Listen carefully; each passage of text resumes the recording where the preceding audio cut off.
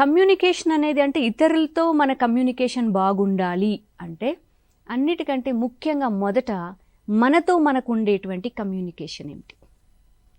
How you are relating to yourself. మనతో మనం ఎలాగ సంభాషణ చేసుకుంటున్నాం, మన లోపల మనతో మనం ఏం మాట్లాడుకుంటున్నాము, మన గురించి మనం ఏమనుకుంటున్నాం, ఇది చాలా ఇంపార్టెంట్. కొంతమంది వాళ్ళని వాళ్ళే ద్వేషించుకుంటూ ఉంటారు, వాళ్ళ మీద వాళ్ళకే ఒక ద్వేషం. సో ఏది జరుగుతున్నా సరే అక్కడ ప్రతి విషయానికి వాళ్ళని వాళ్ళు నిందించుకుంటూ ఉంటారు.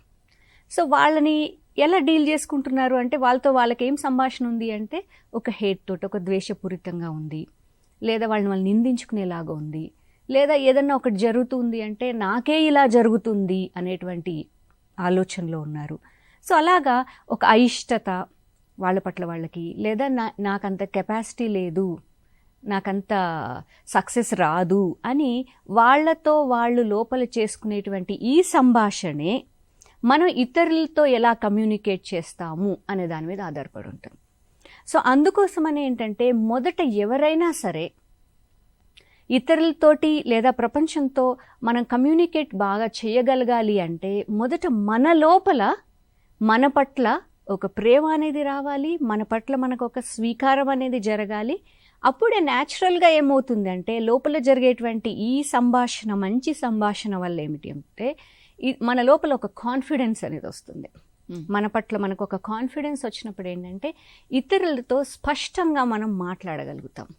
లేదంటే ఏమవుతుందంటే మన లోపలే ఆల్రెడీ కొన్ని భావాలు ఉండడం వల్ల, కొన్ని అభిప్రాయాలు ఉండడం వల్ల ఏంటంటే ఇతరులతో చెప్పేటప్పుడు కూడా మన భావంలోంచే మనం కమ్యూనికేట్ చేయగలుగుతాం, కానీ అక్కడ ఏది అవసరమో అది మనం సరిగా కమ్యూనికేట్ చేయలేకపోతున్నాం. ఎంతోమంది ఫ్యామిలీల్లో చూసుకున్నట్లయితే చిన్న మాటకి పెద్ద గొడవలు అయిపోతూ ఉంటాయి. ఎంతో బాగా కష్టపడి ఉంటారు. సో కాబట్టి ఏంటంటే ఓర్చుకొని లోపల ఒక భావం ఏర్పడిపోయి ఉంటుంది వాళ్ళకి, నేనే కష్టపడాలా, నేనే చెయ్యాలా, ఇలాంటివేవో ఏర్పరచుకొని ఉంటారు. ఒక సందర్భం వచ్చేటప్పటికి ఏంటంటే టక్మని అది ఇంకొక రూపంలో బయటకు వచ్చేస్తుంది అది.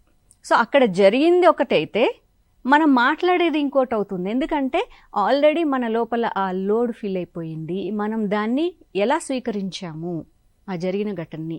సో అందుకని ఏంటంటే మోస్ట్ ఇంపార్టెంట్ మనతో మనం ఎలా రిలేట్ అవుతాము, మన పట్ల మనకు ఒక మంచి భావము, ఆ మంచి భావం మన పట్ల మనకి రావాలి అంటే ఏం చేయాలి?